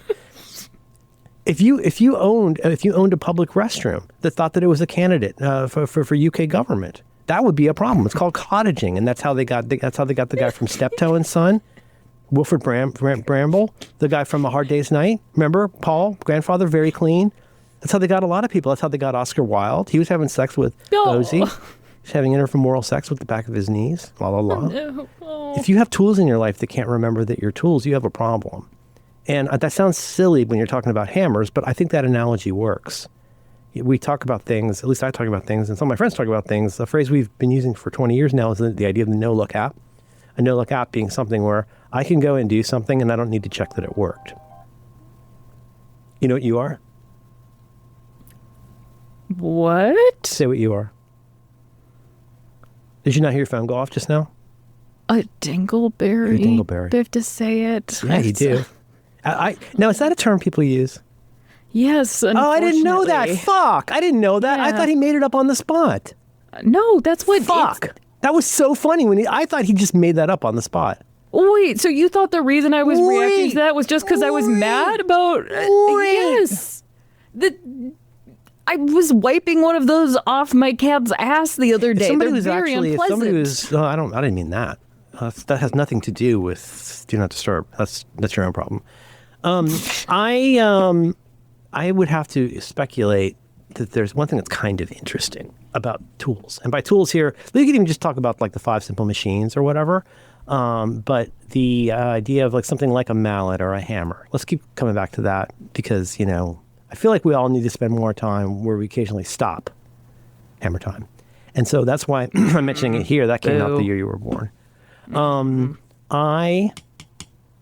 a funny thing about hammers. Title is that a funny thing about hammers is if you were doing, it's so funny to me that the first example I pulled out of my mind about time travel was, of all things, a Connecticut Yankee in King Arthur's court. But imagine you went back in time and you were even a functionally okay good hobbyist carpenter. And you've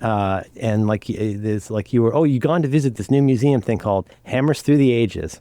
And and it's like Night at the Museum or whatever. And you go and oh no, something happened. You Rip Van Winkled over by the polar bear and fall asleep. And when you woke up, oh no, you were in old timey times. And so he goes, oh, no, there's an emergency. We need help. Yeah. We need help with carpentry. Take this mallet and help me put up a pavilion outside the king's, blah, blah. And you go, I don't know what any of that means. And also, I don't like monarchy. But you would understand when someone handed that to you. You know what I mean by a mallet or a hammer?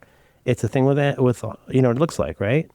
If somebody handed you anything that looked anywhere near a mallet or a hammer, and even if you were from what to them was the future, you would be able to understand what it was and how you were supposed to use it. And I'll tell you what's funny about that example. Imagine then you brought that person back to what they would consider the future and what you would consider current times, right? So you Connecticut Yankee this person back to 2026. And as soon as you land, they go, oh no, the king needs a pavilion, an e-pavilion set up. And they threw you the cyber hammer of 2026.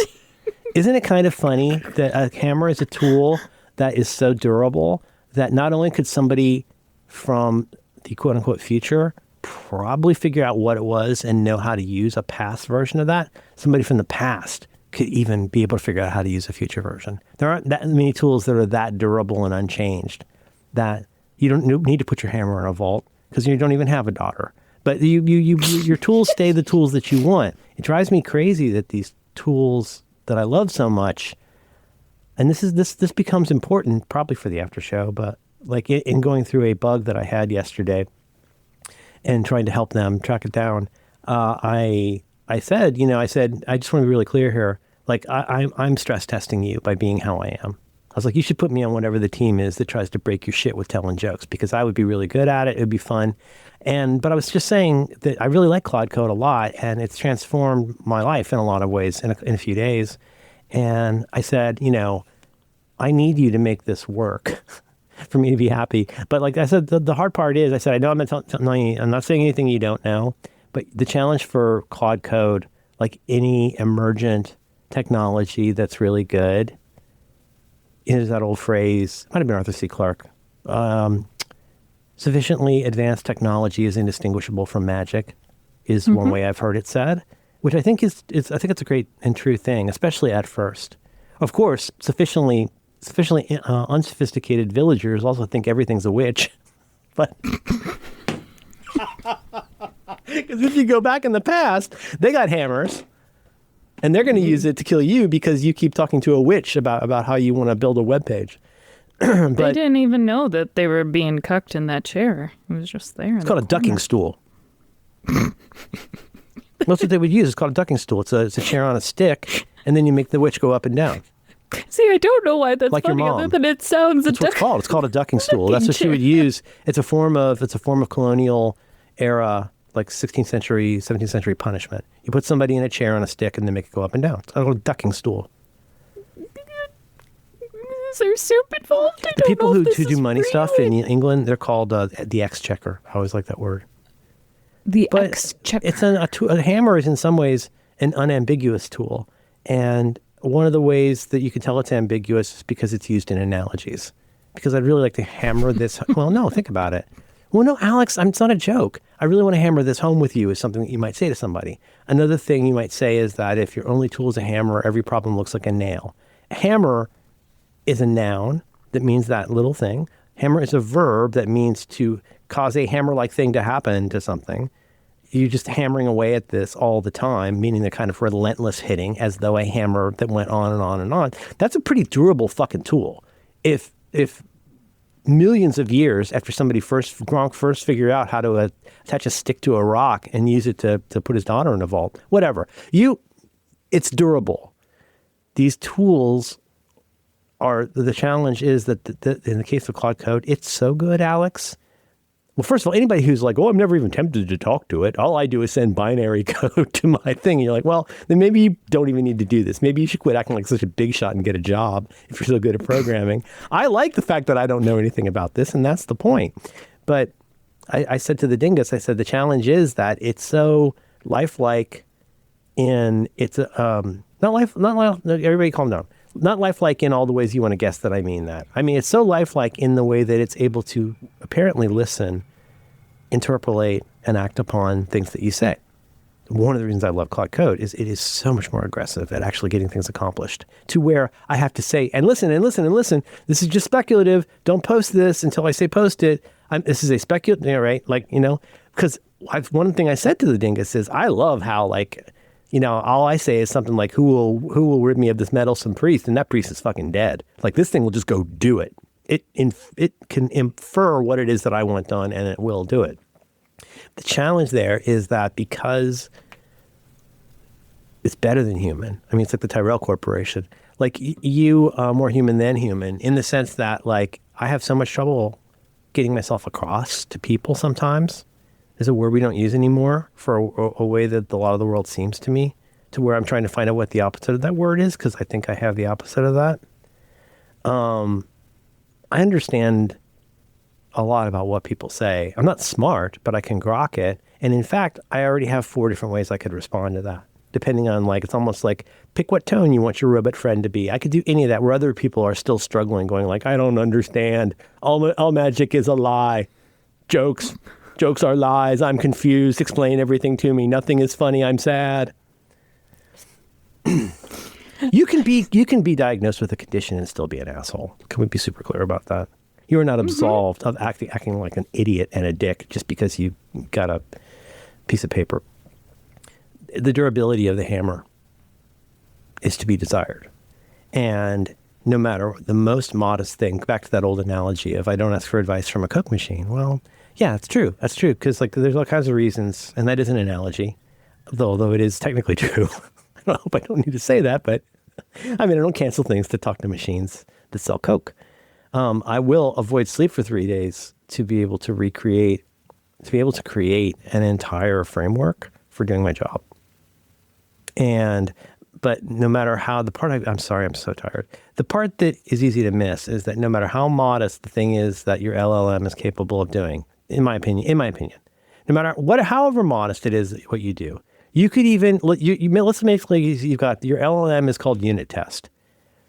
And the most basic unit test you run is, does existence still exist? Like, I don't know how you get to what is the ultimate step 0 of any kind of a unit test in life, is to say, like, is this thing still working right? And my understanding of a unit test is it should always return, you should be able to expect whether it will return 0 or 1 when the test runs. Does existence still exist? Fortunately, that returns 1. We still have existence. That's the most basic kind of thing. Well, it would suck if your tool for discovering, and let's make it a little broader then, like, am I still alive? Is my family still alive? The idea of, like, a dead man switch? That idea of, like, that happens in, like, spy stuff or, like, kidnapping stuff, where you're like, aha, your daughter's trapped in a water tower and don't try to find her, because if you kill me... there's a hammer. Yeah, there's a Dirty Harry movie that does that in San Francisco in the 70s. But the idea being that, like, if you kill me, she's going to die. Well, how would she die if you're dead? And the idea is, well, I mean, in Taking a Pelham 123, they call it a dead man switch. In order to, like, run the subway, in Taking a Pelham 123, the motorman has to be actively using the switch while they're standing on this thing and so forth. It's called a dead man switch because if somebody dies, the train will stop running. It's a really good idea.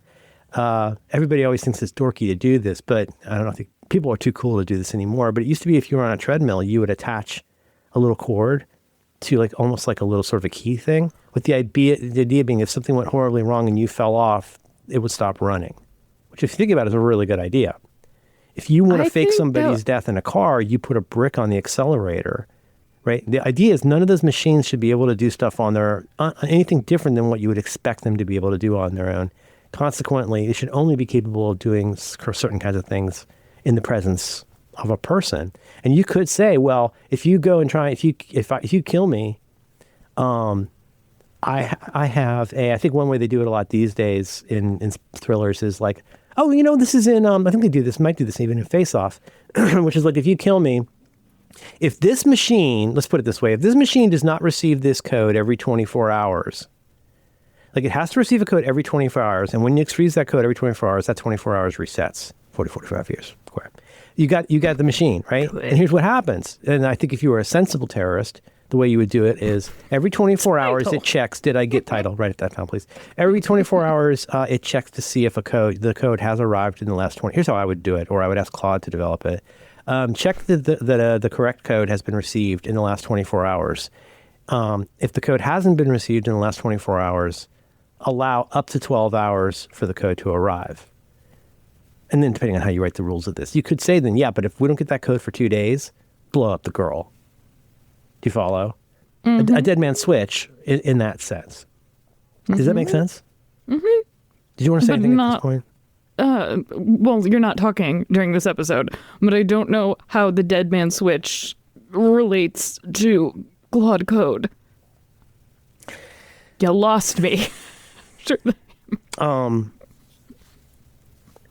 How often do you need to remind LLMs that you like? Well, look, is it fair to say, counselor, is it fair to say that there are LLMs that you've enjoyed using and found useful, and for whatever reason, there's fitness for purpose in there can be fitness for purpose for LLMs in your life?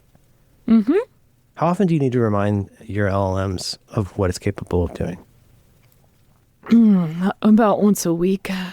Well, no. You go an entire week without it ever forgetting what it knows how to do. You've never had to say, no, this is the session we're picking up. Or no, you have an ambiguous idea about what this project, when I say this project, you have an ambiguous idea about what that means. It used to be like once a week, and then it became like twice a day with ChatGPT, and then that's why I started using and that's why I started using Gemini. And I didn't get an autistic Barbie Plex screenshot situation. We don't say Barbie anymore. But it was just not working, and you re-upload the README of this is who I am, this is how I'm using you, and this is what you should do, and it became like twice. You said all this. It became like twice a day, and right. But then after you've uploaded, so you've done something really smart, which is it occurs to you like, okay, let's take a beat, pause. I want to write up something that, to the best of my ability, can serve as a reminder to you about how I want you to do stuff, let's say. Not even just that, my name is Alice, and I am the grandmother of this person. Oh, I was going to say in 100 Years of Solitude, because there's a point where they put labels on everything because everybody's losing their memory. They have to develop they have to have a compensatory structure for being able to support memory, because nobody can remember anything anymore in this one village in Macondo. But that's a really good idea, right? So you go like, okay, this is a README file, just about like, or like that sort of to-go thing that you can do for exporting. There's all kinds of different ways. But but in that case, we're talking mostly about nice to haves usually. But like, do you ever have to like remind it? Hopefully, you never have to remind it that it's an LLM and it does stuff. But sometimes don't you have to like give it a little cue to be like, oh no, this is what I'm talking about, or like you remember how to do that sort of thing. And you give it a document to say durably, let's start remembering what we remember by looking at this document, right? Is that kind of what we're talking about? That's kind of what we're talking about, right? Yeah. Put it your way. Does it matter to you that an LLM remembers things about you and hopefully what it does? Is that valuable to you? I'd say that it is. Don't make a joke. Just keep the bit going. It's valuable for you to not have to say, I'm Alex, and you keep forgetting that I take this particular kind of drug. Like, if you keep forgetting that, you're really a bad friend. Yeah, it feels like I need to remind or like open up another text file because the previous like window I wasn't able to type in it anymore. So once I have to remind it over and over, I have enough issues with my... Is there any chance that you lost some progress on your work when that froze? Oh, absolutely. Has that ever happened? Yes. So do we agree? It's not a bit. It fucking sucks. You're on a move to strike. Is it fair to say? Is it fair to say, counselor? Is it not fair to say that has become, for people like me and you and a lot of our friends, maybe I'll speak for myself. It's become a really valuable thing to be able to produce something like called README, whatever, personal memory, whatever it is. And again, I just want to be, it sounds like I'm saying like, it feels like you don't love me because you don't remember my name or something. That's not what I'm saying. I don't care about any of that. It doesn't need to know about me except insofar as that I'm the one using it. And in this case, this particular hammer loses its handle. The handle no longer exists, and it's just a little piece of metal that would hurt my hands to use if it no longer knows contextually what knowledge work it is capable of doing. So you're still, like, to extend that metaphor, I get angry at the math even when it doesn't remember what sort of handle I prefer. Like, no, don't you keep thinking, don't you partly blame yourself and go, like, there must be a way I can make you remember? Like, it's like, again, like me and Grandma, where it's like, I feel like I'm being an impatient asshole with this person who has an organic brain disease, but like, I can't spend the rest of my life reminding you that your husband died in 1979. Like, it's so frustrating it sounds mean to say that, because of course it makes Grandma cry every time. Every time we told my grandmother every time we told my grandmother that her husband had been dead since 1979. Oh, and by the way, it's a different decade than you think. Eventually it would become a different millennium than she thought. She didn't know what millennium it was. That's funny. Yeah, it sucks, man. And guess what? It's sad that my grandmother would cry inconsolably every time she learned her husband died 40 years ago, right? That's understandably very, very sad. But what about the toll of the person who has to keep being the person who tells them that? Which became my mom's job. It became my mom's job to, amongst all the other things that she and I had to deal with Grandma, another job from my mom, which, by the way, she did not particularly love having. There's nobody else available. Nobody from the service could come in and be the Death Daddy notifier title. Jesus. So Grandma will go, well, I mean, and like, I realize this sounds a little disorienting, but bear with me and act like I'm actually talking about computers. And she'd say something like, Helen, when is Barry going to come back with lamb chop?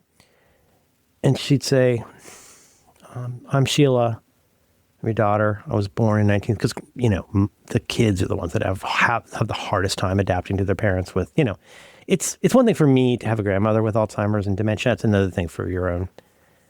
I don't know if you heard all those words, but she would say something like that. When's Barry going to come back with lamb chop? And, which I know it sounds a little lysergic, but like, let's go through that. Well, first of all, that's not Helen. I don't know who you think Helen is, but that's Sheila, and that is your daughter. She came out of your vagina in 1934, November to be precise, and you love her. Barry's the name of your husband, and he died in 1979. You got lamb chop right. That is the name of your dog. But this is really hard for my mom. It's not your husband who's been dead for 40 years that's walking your poodle. That's your grandson, and his name is Merlin. And she goes, no, Helen, you're married to Merlin. No, Merlin is also the name of my dead husband. And my dead husband is not your grandson. Are you following this so far? Have you ever been around people with dementia? Yeah. You're pausing so hard. I know. It's really, really difficult to get through that with somebody because if there's anything like this, it sounds mean or callous, but if there's any consolation for the person real, which is why most people don't say it. Well, and the thing with, I'm sorry, guys, I mention this every time, the 36-hour day. I have a paperback copy of it. I wish I could send that exact copy that I read to all of you. And I wish you'd read it before somebody in your life has dementia because it'll help you so much with getting your mind right about this stuff. And you'll still have a way to be able to love someone with dementia and not spend your last days yelling at them because they think that your dead husband is their dead husband and your grandson. It's so difficult because, what I was going to say, if there's any consolation to that horrible situation for us as bystanders, honestly, it's that at least grandma gets a break from remembering that grandpa died. We never get a break from that. But then we also have to be the ones to help you remember that Merlin is your grandson who's walking your dog. He's my son. He's your grandson. How can you... Mom, this would be my mother talking to my grandmother. Mom, how can you not remember who your husband is? How can you not remember who my daddy is?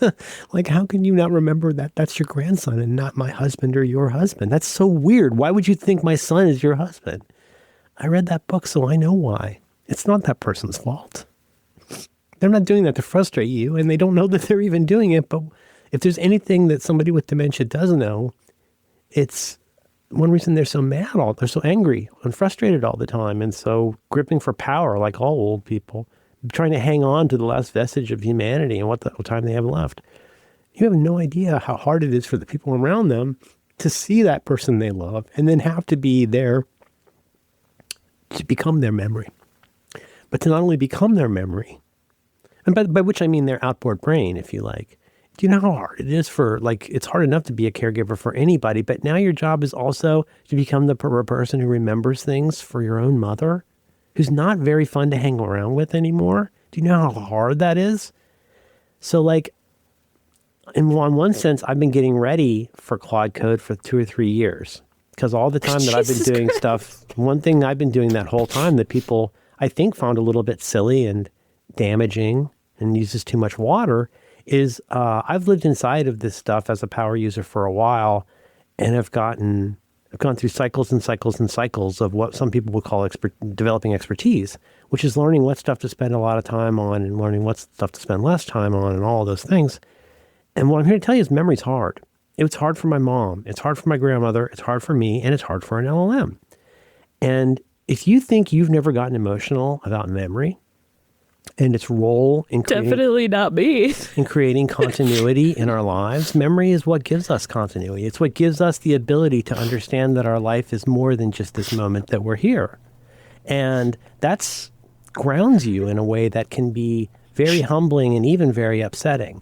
But also, if you think Jewish people keep moving your pants, you have a reason to be upset. And so you can't help but get a little bit emotional about. Sorry.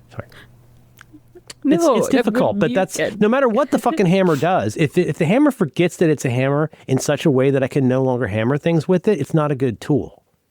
So the most de minimis thing with this stuff, I don't want to say. I mean, I know safety is important. I know guardrails are important. I know not putting bikinis on people is important. That's true. That's fine. You guys go have that argument over here. That's fine. You don't need my help with those arguments because you're all so fucking mad and honestly ignorant about it. So I prefer you move over to the King's Pavilion to deal with all of that arguing away from where I am over here going, how weirdly grounding is it to realize nobody wants their job taken away by a computer. John Henry fought a train because he didn't want a machine to get his job, right? That's not a new idea. But, lost in a lot of this stuff is that that indelibility of memory is critical. And because okay, jokes aside, a hammer. Does a hammer need to remember things? No. If the hammer is well made, one could say that a hammer doesn't need a memory. If the handle breaks off the first time you use it, one could say that was never a good hammer to begin with. And why? Because it either never knew it was a hammer or it forgot that it was a hammer. And about the last thing you want out of a hammer, especially a big one, you don't want a hammer in your life that forgets it's a hammer. And I think that causes a lot of stress for a lot of us with our parents and our stuff in life, but also with each other. Like people are running around going like, no, Merlin, you don't fucking understand how much water it takes. I was like, okay, well, I've read a little bit about that, but like, you got anything else except for that one? Is there anything else? Well, yeah, I also think it's lame and stupid. I'm like, okay, all right, good. Could you just capture all of these, please, into one file so I can just like kind of grok all of this at one time? Because you're not listening to what I'm saying. If you're still talking to me about water consumption, you're not listening to what I'm saying. Can I read you something I wrote yesterday? Yes, please. We should probably take a break soon. I haven't in a very, very, very long time felt more reticence about saying something publicly, because partly out of fear, but even as I realize that it's risky for me to say something like this in front of a certain audience, but I've reached a point that I hadn't expected where I think it's going to eventually become important to say this. And here's what I wrote yesterday on the internet. I said, some folks I love and admire come off sounding a little like the same people who loudly hated Little Richard and disco music. Do you understand? Do you catch any commonality between Little Richard and disco music? Everybody thought they hated them because they were terrible. And what they didn't realize is they hated them because it was about black and gay people. And they didn't ever realize it at the time.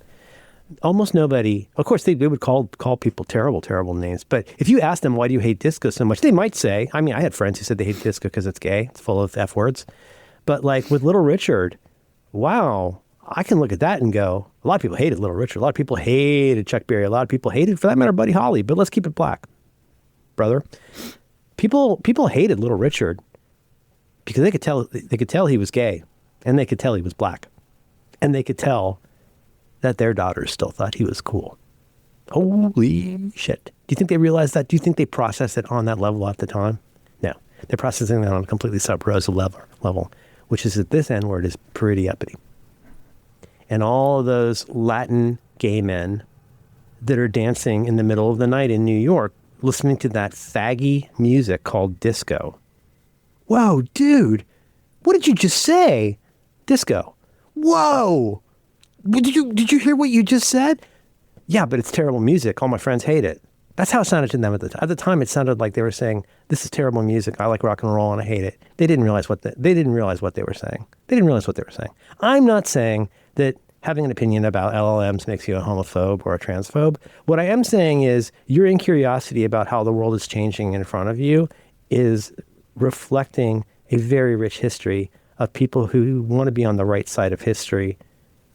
Or to complete what I said here, I'm going to read this again. Some folks I love and admire come off sounding a little like the same people who loudly hated Little Richard and disco music. Honestly, and this is I reread this. It took me, I spent on my own without an LLM. I reread this for 20 minutes because it was so important to me to put this kindly rather than meanly. Go ahead. Oh, no, you're making me feel smart and less alone. Good. Thank you, Alex. I love you. I appreciate. I know what you mean. I grok you. Yeah, I've talked about it a little bit on the after show. You sound like you think you're yelling at a computer, but don't you realize you're yelling at my heart when you do that? Not because I like LLMs, but because you're yelling at how I am for being a person who uses it in this way, in a way that is so horrible that you can't possibly realize it, or you'd be embarrassed about what you're saying. I realized that about baseball because of John Gruber, my friend John Gruber. Yeah. He's my friend. I realized that when those people who are so fucking annoying about sports, that has not changed. But it occurred to me one day, hey, I have feelings like that about sports. And is there a chance that somebody out there hears me saying I don't particularly like sports, and somehow that comes across to them as, I don't respect your grandfather who took you to games and bought you a pennant or whatever. When like, you think you're yelling at baseball, but you're really yelling at me. Whenever someone says, why don't you just learn how to code? I hear, well, why don't you just like Have you tried cis not men? being gay? Yep. Yeah. I don't have as strong a feeling about that as you do, but I have to tell you, I get that so fucking hard in a way that I haven't always, that I'm feeling a little bit, and not even so much to be a white knight for other people, because that, just to be clear, that second paragraph is me really trying to help my friends and not in a condescending way. Let me try and get through this. Some folks I love and admire come off sounding a little like the same people who loudly hated Little Richard and disco music. Honestly, sometimes it's difficult to notice when we've gotten more emotionally invested than we'd realized in seeming right. I'm going to read it again. It's difficult sometimes to notice. Every word is important, guys. I canceled stuff for 20 minutes to say this in a way I hope will help. It's difficult to notice when we've gotten more emotionally invested than we'd realized in seeming right.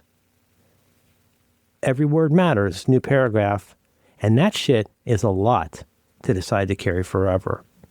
I'll bet, especially if you live, I'm going to say like on the Northeast coast, like if you're from like somewhere like, New York, Boston, Rhode Island, I bet there's a pretty good chance you could find at least one person where you could go, do you think disco sucks? And they go, hell yeah, disco sucks. Or like, you could say to them, hey, do you think your uncle will ever feel bad about the time that he went to that thing at the stadium where they burned a bunch of records and had a riot during a doubleheader and they had to cancel the second game because it was so bad? And it led to a whole bunch of gay backlash against gay people. Do you think your uncle would ever want to apologize for ultimately what that meant, even though he didn't mean it to be that way? And I bet that person, let alone their uncle, would probably go like, I highly doubt it. Because you know what? They still think they're right. And they still think they had their reasons. And they're still carrying their hate for disco because it's faggy. And they don't realize it. They've never had to re-rake that particular Zen garden and go like, I'm not even saying you have to apologize. You don't have to get canceled. You don't have to get anything. But wouldn't it help you grow to go, man, I got that a little bit wrong? And then that's not even the part that's bad, because we all get stuff wrong. You know the part that's bad, guys? How long did you hold on to it? And is there any chance that you held on to it longer than you really needed to? Is there any chance that in addition to all the things that harmed other people that you actually claim to care about, is it possible that your investment in seeming right led to you carrying a backpack full of very uninteresting stones?